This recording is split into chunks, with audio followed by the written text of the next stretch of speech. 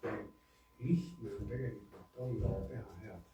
Ja kui hea tunne see on, et see on ilus, see on lihtsalt ilus.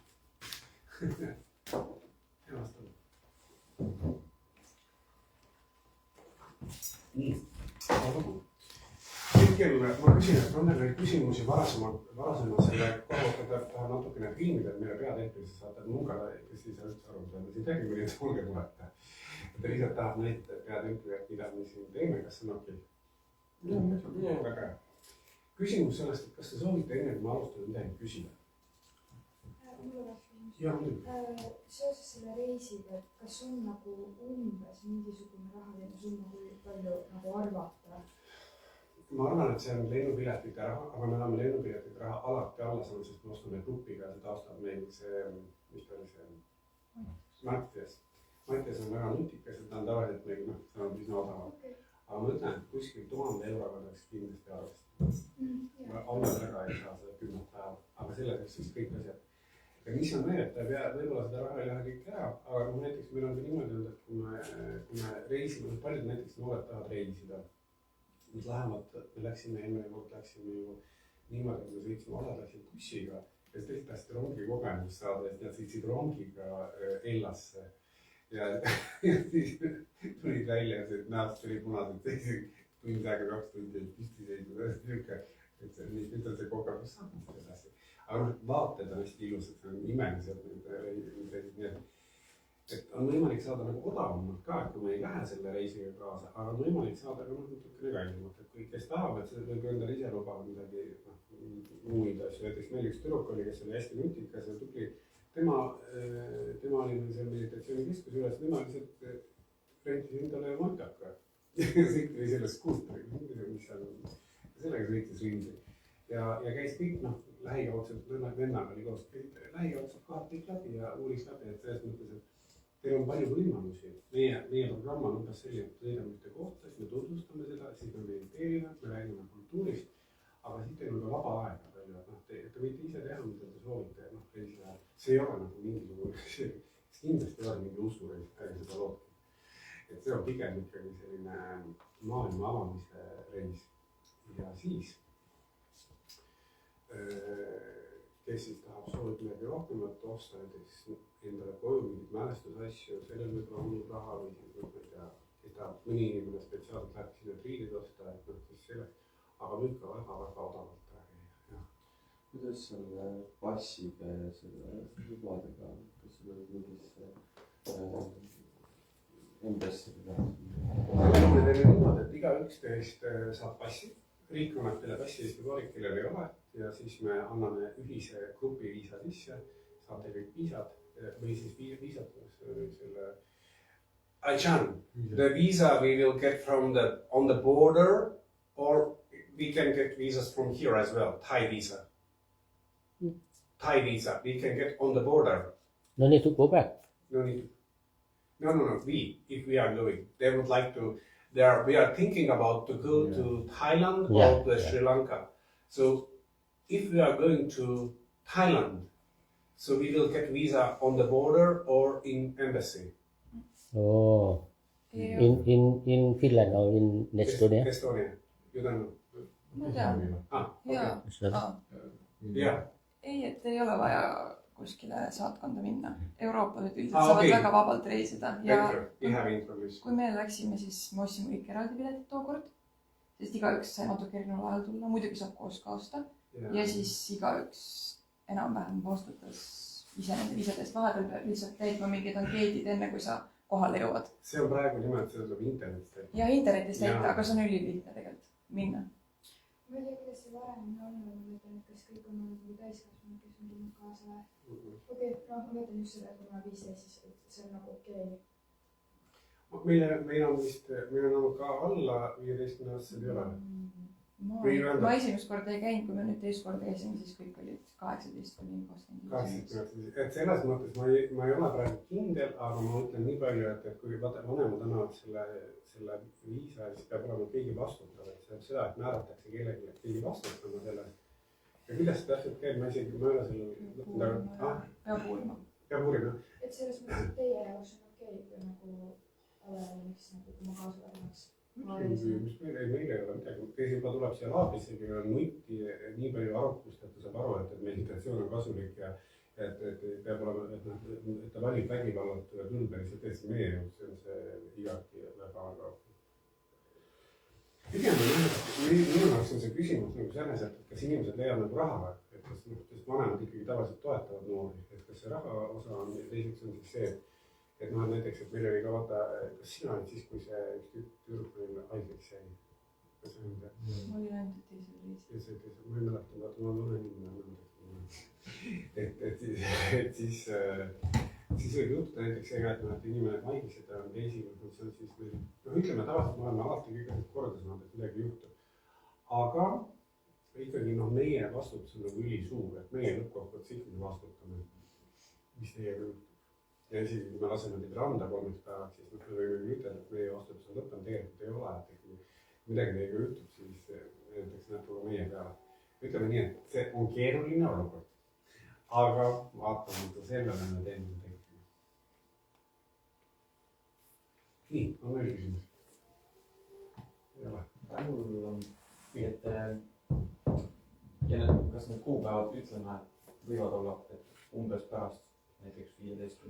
detsembrit või pärast 20. detsembrit oleks minek või kas on nagu prognoos? Ja üldiselt on niimoodi, et 24. detsember on jõululaupäev. Et üldiselt me oleme enne seda läinud.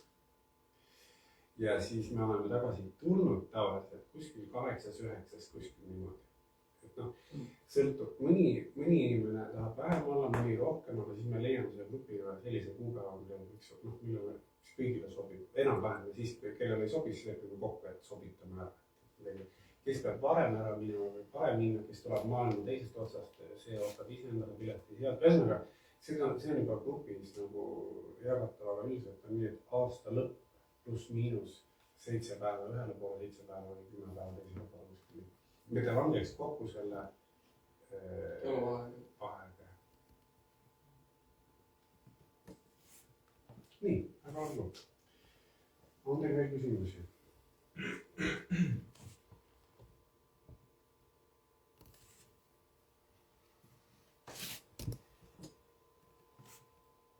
Kuidas teil auväärne Sudamma õpetas teile Buda elulugu, kas saite aru ka? Oli tore ka või? Mul on väga loodan, et meeldis ka. Nii, ja siis millest me siis alustame, räägime siis natukene võib-olla konfliktist ja siis läheme enesekehtestamise juurde. Kõigepealt räägime siis sellest, et mida tähendab konflikt. Mis on teie jaoks konflikt? Kuidas te defineerite üldse konflikt? Erimeelsus.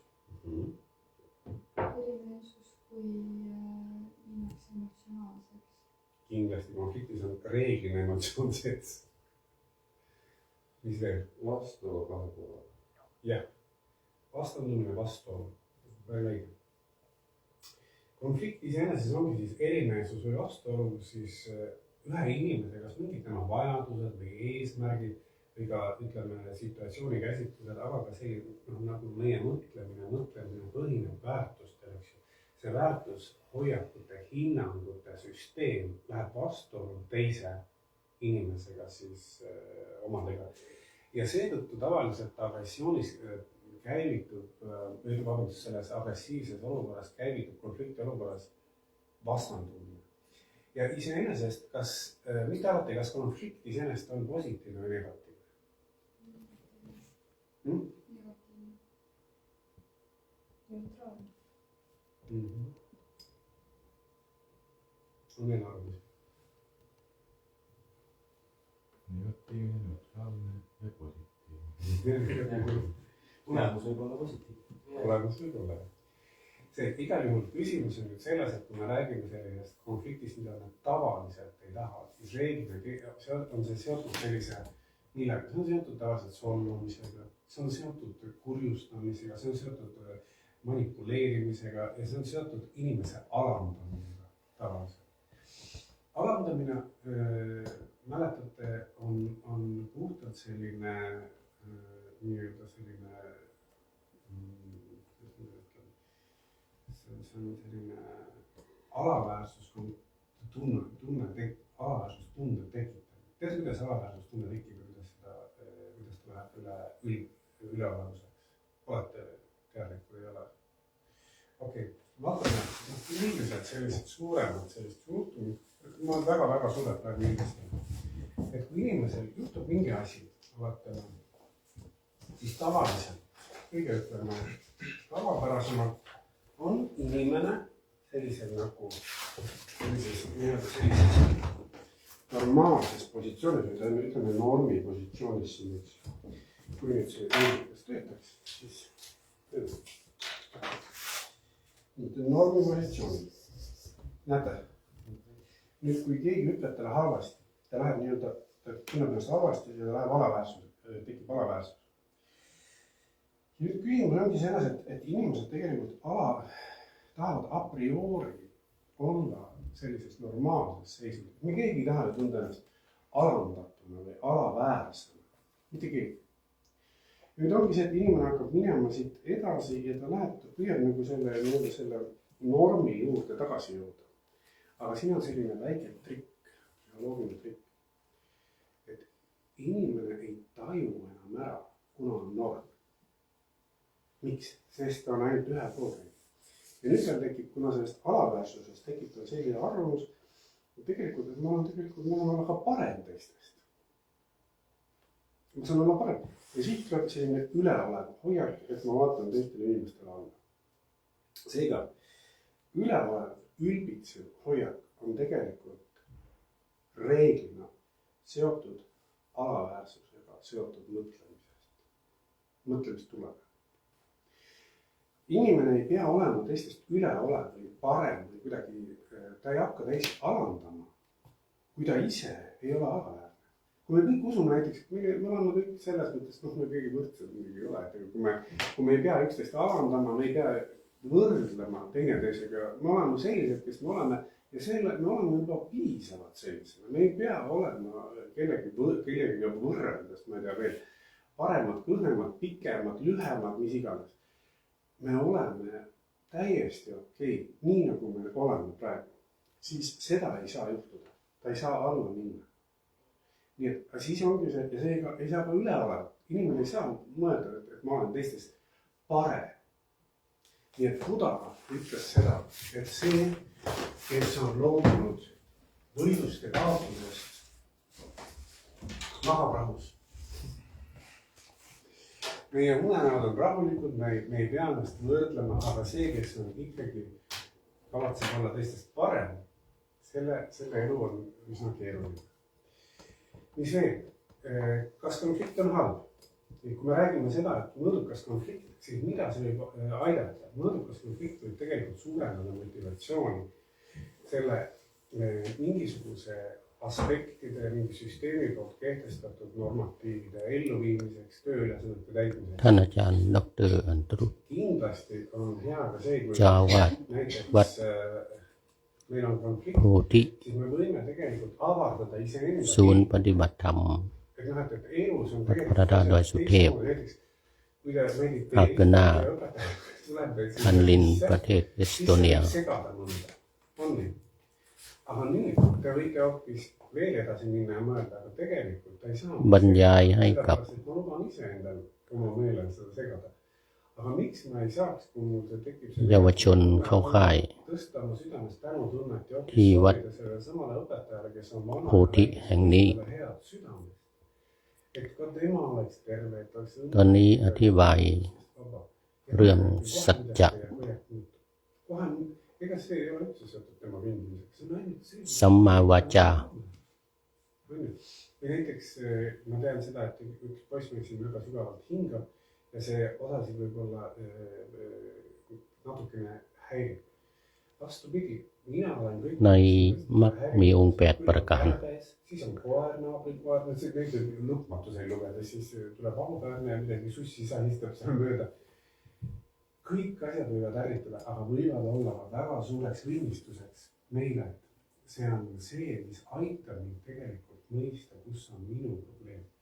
see ei ole probleem, ei ole kärbses. Probleem ei ole hingamises, probleem ei ole mitte millegi muust. See on ainult minus.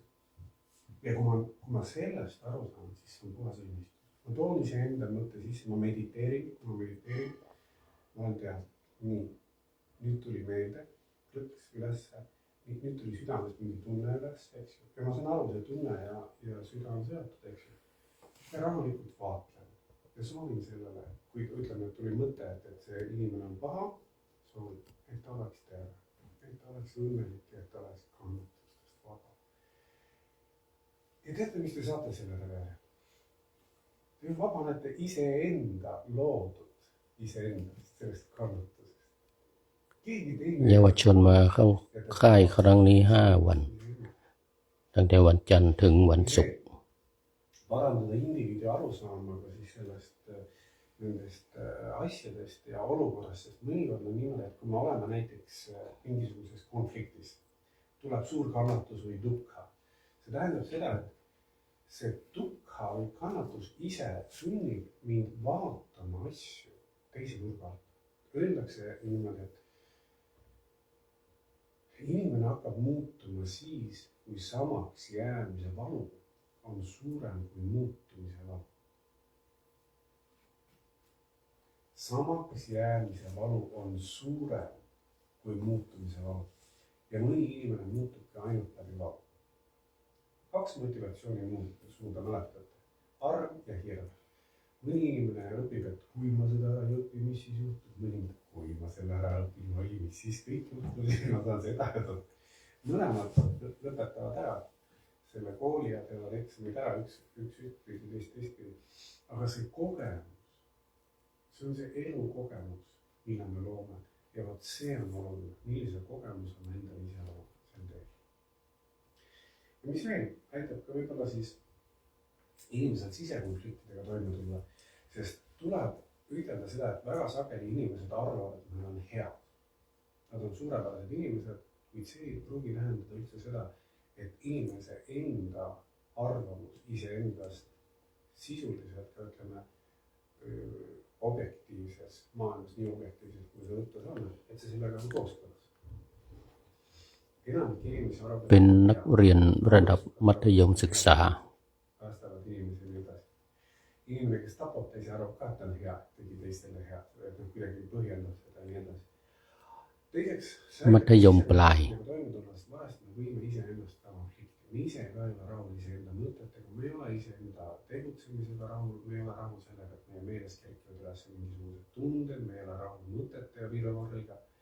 Aga kui me saame aru, et see rahulolu või rahulolu puudumine on tegelikult meie enda loodud ja meil on lihtsalt vähe oskuseid sellega, kuidas toime tulla, siis me lõpetame enda katsutamise ära ja me keskendume sellele, kuidas olukorda lahendada.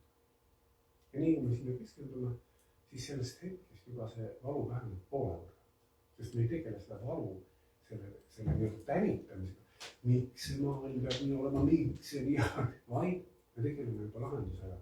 Ja enne kui me jõuame mõistma, on see nii-öelda see pinge juba kuskil 80% maas.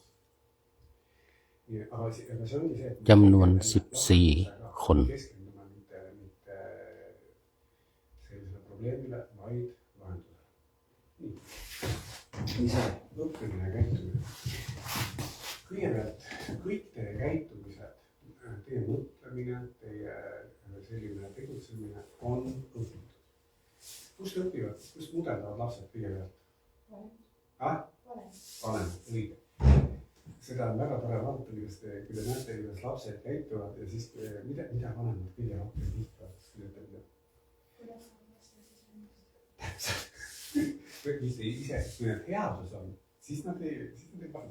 Aga kui on see, mida nad iseendad ei säli ja laps käitab samal, siis see vihastab nii palju ja siis nad usuvad seda, et see 3, 4, 5 või 7 aastane laps on süüdi ja hakkavad karistama teda. See on täiesti... Just rääkisime, kui ma kunagi õpetasin valetamise avastamise psühholoogiat ja see oli niimoodi, et ma õpetasin ka vanematele, kuidas siis lapsed õpivad valetama. Ma selgitasin, et tegelikult me ise õpetame lapsed valetama. Et esiteks mänguga, nii laps ei saa aru, mis on päris, mis ei ole.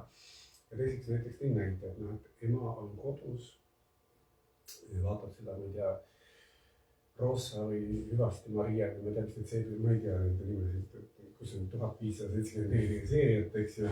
Ja siis vaatab seda ja helistab naaber, ütleb, et kuule, kas sa soovid äkki mingi kohvi juua. Ta ütleb, kuule, ma praegu just hetkel koristan, lõpetan koristamise, kui ta ei taha ütelda naabrite seegi vaatades. Ma lõpetan koristamise ära ja ma kohe tulen. Ja paneb toru ära, vaatab edasi, 10 minutit pärast ta peab ära, ta läheb ära. Ja laps mängib seal kõrval.